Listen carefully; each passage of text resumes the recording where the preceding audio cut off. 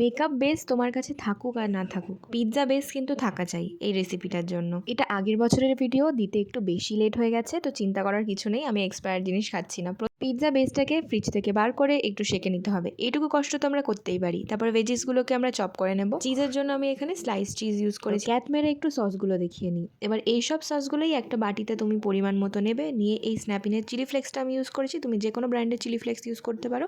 এবার এই যেই তৈরি হয়েছে একটা স্পেশাল সস, যেটা তুমি বাজার থেকেও কিনতে পারো, বাট আমার কাছে ছিল না তাই আমি বাড়িতে বানালাম।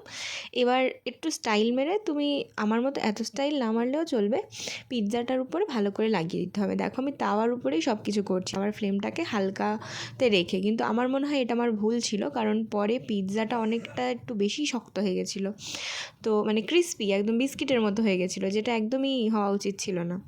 তারপর এই যে আমি সব ভেজিসগুলো, চিজ স্লাইসটা ভালো করে এখানে সাজিয়ে নিয়েছি। তুমি চাইলে আরও ভরে ভরে চিজ দিতে পারো, আমার দেওয়া উচিত ছিল, আমি তাও কম করে দিয়েছি। এবার আমি ওপর থেকে চিলি ফ্লেক্স আর অরিগ্যানোটা ছড়িয়ে দিলাম, দিয়ে এটাকে সেঁকতে বসিয়ে দিয়েছিলাম। মোটামুটি 5-7 মিনিটের মধ্যে এই চিজটা মেল্ট হয়ে যাবে। আর তারপরে এটাকে প্লেটিং করার পালা। এবার প্লেটিং করার জন্য কিছুই না, খুন্তিটা নেবে। ওটা কি বলে দিতে হবে নাকি আমাকে? এবার যদি আসি আমি টেস্টের পালায়, তাহলে টেস্ট তো পিৎজার যেমন হয় সেরকমই হয়েছিল, বেশ ভালো লেগেছিলো টেস্টটা। কিন্তু আমি এখানে একটু চিকেনও ইউজ করেছি, তোমরা চাইলে পুরোপুরি স্কিপ করতে পারো সেই পার্টটা।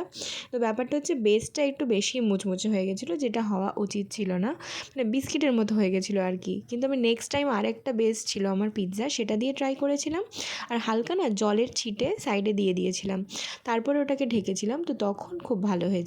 ট্রাই করো।